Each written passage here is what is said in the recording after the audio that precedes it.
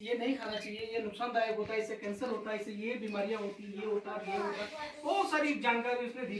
इतने में उसकी मम्मा ने देखा और ये मेरे बच्चों को पता नहीं किसने क्या सिखा रहा है, क्या बता रहा है। तो उधर से उसकी मम्मा आई और कहने लगी बेटा क्या हो गया। बोले मम्मा ऐसे ऐसे ये सर मुझे बता रहे हैं कि तंबाकू नहीं खाना चाहिए। तो उसकी मम्मा ने कहा हम इतने भी गरीब नहीं कि अपने बच्चों को एक रुपया ना दे सकें तंबाकू खाने के लिए। तो क्या हो गया, हमारी वो सोच डेवलप हो गई है ना। जबकि तंबाकू से कितना बड़ा नुकसान होता है, बहुत बड़ा नुकसान होता है। तंबाकू खाने से कैंसर होता है। बहुत सारे मुंह आ करके देखें तो आप कितना छोटा हो जाता है कि तो बहुत सारी बीमारियां हमें पता है लेकिन फिर भी फैल रही है। तो टैबेको के ऊपर वहां देखा गया कि आप बताइए कि अगर कोई आदमी टैबेको खा गया तो उसको मना किया जाएगा ना। तो बिहार में क्या है, इसका इतना बड़ा चलन है। आप देखते होंगे बिहारी लोग कितना टैबेको खाते हैं। तो वहां पर कहां से डेवलप हुआ, क्यों हुआ, कैसे हुआ, हम सोच सकते हैं। अब बताइए उस बंदे की सोच है, उसके माँ बाप कह रहे हैं भैया हम इतने भी गरीब नहीं कि अपने बच्चों को टैबेको ना खिला सके, तो उसे कोई मना कर पाएगा। एक बहुत बड़ी मुहिम चलाने की जरूरत है, बहुत ज्यादा बड़े लेवल पे वहां अवेयर करने की जरूरत है। तो ये सारी चीजें जो चल रही है आज के समय में गांव गांव ग्रास रूट लेवल पे, अब वहीं से डेवलप हो पाएगा तो आगे जाकर के ठीक हो पाएगा, नहीं तो नहीं हो पाएगा। जैसे मैडम ने अभी बताया, अगर ये बीपी अगर आप रूटीन चेकअप नहीं कराएंगे तो बहुत ज्यादा दिक्कत हो जाती है। आप रूटीन चेकअप कराने से और भी कुछ है तो हमारे अंदर क्या क्या वीकनेस है, क्या क्या दिक्कतें हैं, क्यों है, कैसे, कहां से आ रही, कहां से उत्पन्न हो रही, वो हमें धीरे धीरे पता चलना शुरू हो जाता है। बिहार में अभी कुछ समय पहले जो समूह की महिलाएं थी, उन्होंने पूरा ड्राई स्टेट हो गया। वो ड्राई मतलब दारू नहीं बिकती वहां पर, पता है आप लोग को, पता है दीदी आप लोग को? हाँ वो नहीं मिलती है वहां पर। सबसे अच्छी बात क्या है, अगर कोई आदमी दारू पीता हुआ पकड़ा गया, दारू पीते हुए पकड़ा गया, तो उसके क्षेत्र में जो भी वहां का दरोगा या पटवारी या जो भी एक्सवाइजेड जो भी वहां लोग होते हैं, उसके खिलाफ एक्शन होगा। दारू की बोतल जो होती है ना वो भी दिखाई नहीं दे सकती उसके क्षेत्र में। अगर दारू पीने वाला आदमी पुलिस वालों को देख ले तो उसकी दारू ऑटोमेटिकली उतर जाती है। वो ड्राई स्टेट है सर। और सबसे दिक्कत, अगर आपको 200 रुपए 400 रुपए की होगी तो वो जस्ट डबल में मिलेगी, और जो बेचने वाला होगा वो भी जानने वालों को देगा, अदरवाइज किसी को नहीं देगा, मतलब कहीं नहीं मिलेगी आपको। तो वहां की महिलाओं ने ये मुहिम चलाई, एक बहुत बड़ा मतलब एक मिलकर के एक मुहिम चलाई और कहा गया कि ऐसा नहीं होना चाहिए, ऐसा नहीं होना चाहिए। तो वहां की सरकार ने रोक लगा दी इसको। बहुत इजी है, आसान नहीं है, बहुत बहुत बड़ा बहुत पापड़ पीने पड़ते हैं किसी भी चीज को, कोई भी काम लागू कराने के लिए। तो इसी विषय में जैसे हम हाइपरटेंशन के बारे में मैडम ने बहुत कुछ आपको बता दिया है। अभी ये सभी की जांचें होंगी तो आप जांच कराइएगा, अपना रूटीन जांच कराते रहिएगा। बहुत अच्छा लगा मैडम से आज, जैसे मैडम ने बताया कि दवाइयाँ भी फ्री हैं आपके लिए। पूरा रूटीन चेकअप कराने के लिए आप देहरादून जाते हैं, देवाल जाते हैं, कहीं और जाते हैं, तो यहाँ मैडम के आपके बीच आशा मैडम रहती है, आशा दीदी रहती है, आप उनको भी जानकारी दे देंगे तो वो भी आपको सपोर्ट करेगी, है ना। दूसरा एक जानकारी और देना चाह रहा था मैं, यहाँ हमारे बीच जानकी देवी जी है, ये पशु सखी है। ये क्या है, पशु सखी। आदमी अपने बारे में तो जानकारी ले रहा है सब कुछ, लेकिन आप क्या स्टार्ट किए, बोले भैया हमारे यहाँ गाय जो बदरी गाय होती थी पहले, उसका गाय दूध बहुत ज्यादा महंगा बिकता था। गाय का दूध और घी होता था तो लोग स्वस्थ रहते थे, 100 साल ज्यादा जी जाते थे, है ना। अब कहाँ, आप तो बहुत सारी बीमारियां हमारे यहाँ उत्पन्न होना शुरू हो गई, ऑटोमेटिकली आने शुरू हो गई, क्योंकि हमारे पास क्या है, हमारा रूटीन खाने पीने का जो है वो बहुत खराब हो गया। जैसे हम लोग अभी सर बता रहे थे कि सभी चीजों में वन टाइम यूज के लिए है, बहुत सारी चीजें, सभी चीज जो बाहर की प्लास्टिक बोतल होगी या एक्सवाइजेड कोई भी चीज आ गई तो उसमें केमिकल होता है। आप लोग अचार बनाते हैं, सब लोग, जरा छोटा सा उदाहरण दे रहा हूँ, आप लोग अचार बनाते हैं, अचार बना खाने का कुछ लोग बनाते हैं, लेकिन पहले बनाते थे, उसमें कोई केमिकल डालते थे, नहीं डालते थे, कोई केमिकल डालते थे, नहीं डालते थे। हर साल वो अचार बनता था और खाया जाता था। क्या होता था, हर साल वो अचार बनाते थे और खाते थे, वो खराब भी नहीं होता था। आजकल क्या, जो मार्केट से अचार आता है उसमें केमिकल्स डाला ही जाता है, उसको रोकने के लिए, उसको लॉन्ग टाइम चलाने के लिए, है कि नहीं। तो अब आप देखिएगा, पहले हम विदाउट केमिकल खाते थे, अब केमिकल के साथ जी रहे हैं। तो इसलिए वही सारी चीजें, इसीलिए रूटीन चेकअप कंपलसरी हो गया, जरूरी हो गया। बहुत सारी चीजें आजकल हेल्थ के ऊपर सरकार बहुत ज्यादा जोर दे रही, और स्वस्थ रहने के लिए सबसे ज्यादा खुश रहो, मस्त रहो, योगा जरूर करते रहिएगा। ठीक है, धन्यवाद। कार्यक्रम के लिए यहाँ पे उपस्थित हुए हैं, मैं इसके बारे में ज़्यादा से आपको जानकारी दूंगा। और इससे पहले आपके आज के कार्यक्रम आप सभी का हम स्वागत करते हैं। एक्चुअली में ये स्वास्थ्य से संबंधित एक कार्यक्रम है, एक प्रोग्राम है, जिसके लिए हमें CMO साहब और स्वास्थ्य मंत्रालय के निदेशालय से आदेश होते हैं कि आप इस गांव में जाकर के कार्यक्रम करें करके। तो हम लोग, जैसे कि हमारे यहाँ पे कम्युनिटी हेल्थ ऑफिसर जो है हमारे यहाँ पे हैं, सामुदायिक स्वास्थ्य अधिकारी, इनके अंतर्गत 3 ग्राम सभाएं आती हैं, आपकी लोसरी, सवाग और मेलवंडा पोखरीगा। तो 3 ग्राम सभाओं में ये स्वास्थ्य को, यहाँ पे स्वास्थ्य आपके जो स्वास्थ्य सेवाएं उसको देखने के लिए रखी गई है। अब होता क्या है कि एक जरा से मैं आपको एक स्वास्थ्य का एक छोटा सा वो बताता हूँ और फिर इस पर चर्चा करेंगे। जो सरकार ने अभी टूटी हुई चेयर ना निकाल, सेंटर बनाए अच्छी चेयर निकाल लो, टूटी हुई। डेवलप कर दिया गया है। उसमें क्या है, जरा उसको डेवलप क्या किया है, उसमें एक स्वास्थ्य अधिकारी को बिठाया गया है और एक स्वास्थ्य अधिकारी। ठीक है, ये क्यों बिठाया गया है? ये जो सेंटर बनाया है, जेएलएम सेंटर, एक सवाल में जो सेंटर बनाया गया है जिसमें एक स्वास्थ्य अधिकारी हमारे बैठे हैं, जिसमें आपको फ्री ऑफ कॉस्ट दवाइयाँ मिलती हैं, फ्री ऑफ कॉस्ट आपके टेस्ट होते हैं, ये ताकि समय से पहले जो बीमारियां हमें लग जाती है ना, उन बीमारियों को जांच करें और उसके प्रति हम सजग रहें। पहले जमाने में क्या होता था कि जो रोग होते थे वो फैलते थे, है ना, जैसे हैजा हो गया और प्रकार की बीमारियां हो गई। आजकल क्या कौन सी बीमारी हो रही है जो अपने आप उत्पन्न हो रही है, अपने आप उत्पन्न हो रही है, मतलब समझ रहे हैं, जिनको हम नॉन कम्युनिकेबल डिजीज बोलते हैं, है ना, जो गैर संचारित रोग है। संचारित का मतलब कि एक दूसरे से छूने से नहीं होती है। उसकी रोकथाम के लिए सरकार ने क्या किया है, इस प्रकार के सारे टेस्ट और एक हॉस्पिटल जो है ग्राम स्तर पर खोला गया है ताकि उसकी जांच, और यहाँ पे आपको किसी प्रकार का खर्चा नहीं लगता है, न आपको पर्ची बनानी है, ना आपको मेडिकल का खर्चा कोई पड़ता है, फ्री ऑफ कॉस्ट आपकी जांच होती है। अब इन बीमारी जो ये आप देख रहे हो, आज हर कोई शुगर का पेशेंट बन रहा है या बीपी का पेशेंट बन रहा है, क्यों बन रहा है? क्योंकि देखिए हम अपने खान पान पर हम आज ध्यान नहीं देते हैं।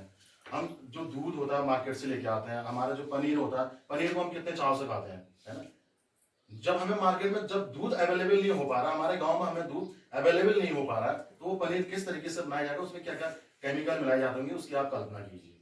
चाउमीन, हम सबसे पहले बाजार जाकर के चाउमीन खाते हैं, चाउमीन के लिए डिमांड करते हैं कि चाउमीन की खुशबू आ रही, तो हमारा वो क्या करता है कि चाउमीन की तरफ अट्रैक्शन जाता है, मोमो की तरफ हमारा अट्रैक्शन जाता है। क्यों? क्योंकि उसमें ना उस प्रकार का पदार्थ मिलाया गया है जो कि हमारे शरीर उसको क्या करता है, उस पर मांगता है, ठीक है ना।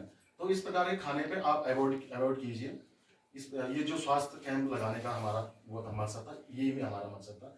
दूसरा, जैसे आजकल हमारा ब्लड प्रेशर, शुगर और ब्लड प्रेशर बढ़ रहा है। क्यों बढ़ रहा है? क्योंकि हम ऐसी चीजों को ज्यादा खा रहे हैं, है ना। प्लास्टिक का डिस्पोजल, प्लास्टिक की हमारे पास प्लास्टिक के जर्किन से पानी पी रहे हैं, प्लास्टिक के बोतल से पानी पी रहे हैं, प्लास्टिक के बोतल पर हमारा दूध आ रहा है। ये जो प्लास्टिक का ये जो बोतल है, इसमें स्प्राइट की जो बोतल है, ये वन टाइम यूज प्लास्टिक है। इसको सिर्फ हम एक बार यूज करेंगे, दोबारा यूज नहीं कर सकते हैं। क्यों? क्योंकि इसमें ऑलरेडी जो है वायरस निकल जाते हैं, ठीक है। इसको हम बार बार यूज नहीं कर सकते हैं। एक बार वन टाइम यूज प्लास्टिक है, जिसमें लिक्विड जो आता है, पेय पदार्थ जो आता है भर करके, वो वन टाइम के लिए होता है, उसी के लिए यूज होता है, ठीक है। तो इन चीजों से हमें बचना चाहिए। हमें अपने परंपरागत जो हमारे पहले के जो बर्तन है उसको यूज कीजिए ताकि हम इन रोगों से बच सकें। अब मैं जरा सी अपने CHO मैम से कहूँगा कि आप जरा सी, जो आज हमारा मेन मकसद था, विश्व रक्तचाप दिवस, जो सरकार ने जो इसको मनाने का जो प्रस्ताव जो बनाया है, उसके बारे में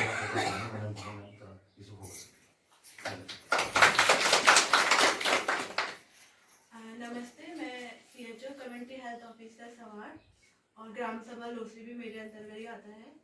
तो मैं मतलब आज वर्ल्ड हेल्थ हाइपरटेंशन डे है, तो उसके बारे में बताऊंगी। कुछ चीज़ें तो हमें पता है रक्तचाप बीपी से रिलेटेड, कुछ चीज़ें जो आप लोगों को नहीं पता वो सारी चीज़ें मैं बताऊंगी, और किस तरीके से हम बीपी को जो है मैनेज कर सकते हैं वो सारी चीज़ें भी मैं बताऊंगी। तो बीपी जो है ऐसा नहीं है कि अभी जैसे जो आंटी जो अभी बोल रही थी कि मोटे लोगों को ही होता है, या हाँ जो शुगर जो है वो केवल मोटे लोगों को होता है, अब ऐसा नहीं है।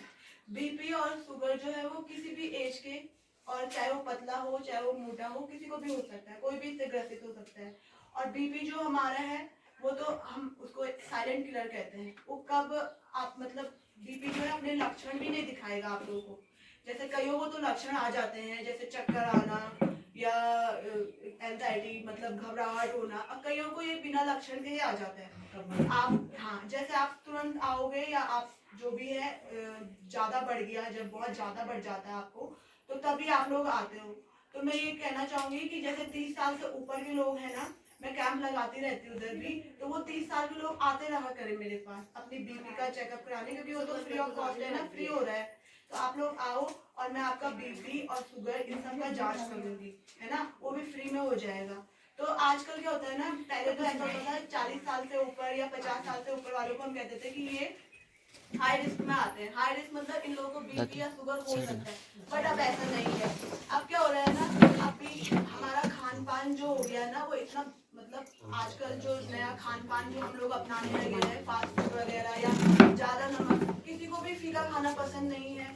सब चाहते हैं कि वो मसालेदार खाना, मिर्ची या ये सब वाला खाएं। फीका खाना किसी को, पर इन सारी चीजों की वजह से ना हमारा, क्योंकि हम अब घर का पहले सब कुछ घर का बन के आता था, अब सारी चीजें बाहर से लेते हैं, क्योंकि मेहनत लगती है घर के खाना बनने में।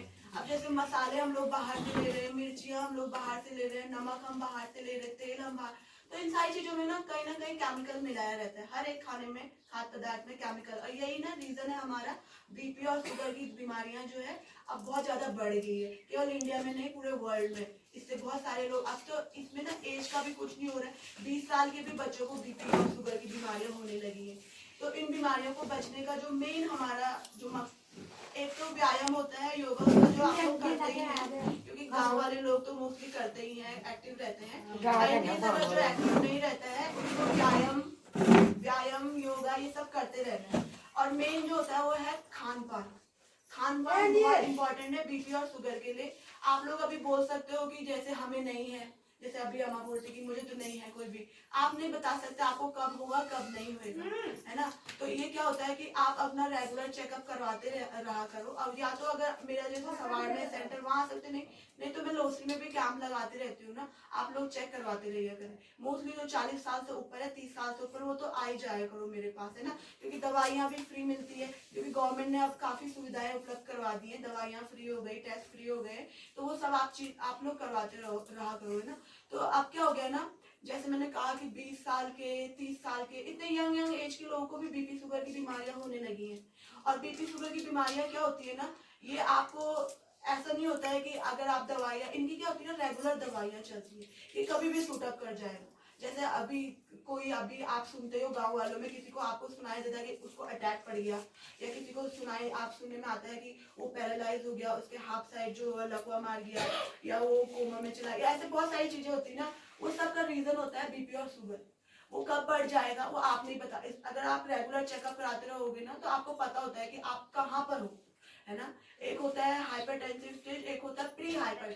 अगर आपका प्री में जो होता है, वैसे तो नॉर्मल 120 से 80 होता है बीपी, है ना, तो प्री में क्या होता है 139 से हम लोग 80 तक मतलब प्री स्टेज में बोल सकते हैं, वो आपका प्री है, मतलब तब आपको पता हो गया कि आपका बीपी जो है वो बढ़ने लगा है, आपको ध्यान रखना है, नमक कम करना है, मसाले कम करना है, ये तेल वाली चीजें ये कम करनी, घी और ये जैसे दूध वगैरह का, मलाई वगैरह ये नहीं खानी होती, इन सब में कोलेस्ट्रॉल होता है, ये सारी चीजें ना आपके जो कहते हैं हम लोग नसें बोल सकते हो आप लोग, उसमें ना जमने लगता है, जम करके वो नसें जो है वो पतली कर देता है, उससे क्या होता है बीपी बढ़ जाता है ना। तो ये सारी चीजें हमको कम करनी है। आप प्री स्टेज में आपको समझ में आएगा। अगर आप 1-10 1-20 में जा रहे हो, 1-20 से कम में हो, तो तब आप ठीक है, आप नॉर्मल हो, है ना।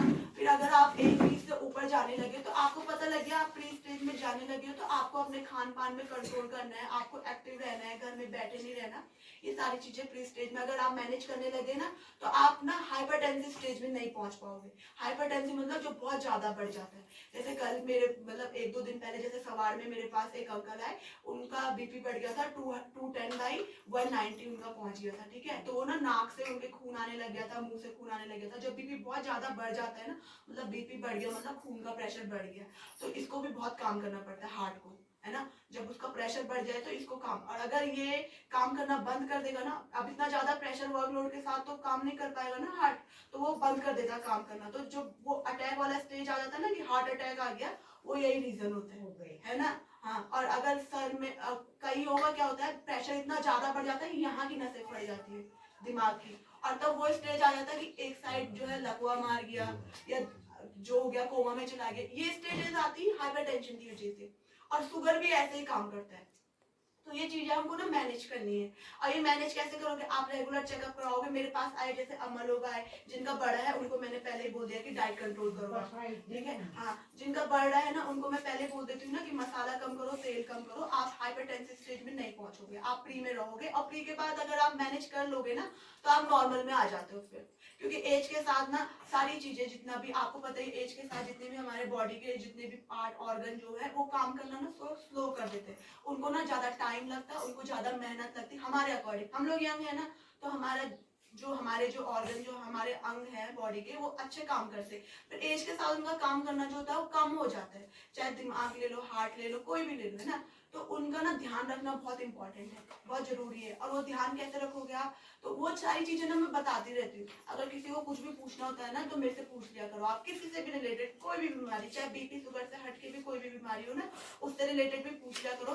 दवाई से लेकर के और जो भी आपको परहेज करनी है वो सारी चीजें मैं बता दिया करूंगी, है ना। और बाकी जो है, बाकी मैंने हेल्थ चेकअप का बता दिया है। बाकी आज हम यही मना रहे वर्ल्ड हाइपरटेंशन डे, क्योंकि ना ये जो बीमारी है ये बहुत ज्यादा बढ़ गई है। तो ज्यादा से ज्यादा गांव वालों को जागरूक किया जा रहा है कि मैनेज कर लो आप लोग, क्योंकि ना लास्ट स्टेज में सब लोग पहुंचते हैं। जैसे मैंने बोला सवार में जब उनका ब्लीडिंग वगैरह स्टार्ट हो गया था, इतनी इस स्टेज पे पहुंच गए थे, तो वो आए।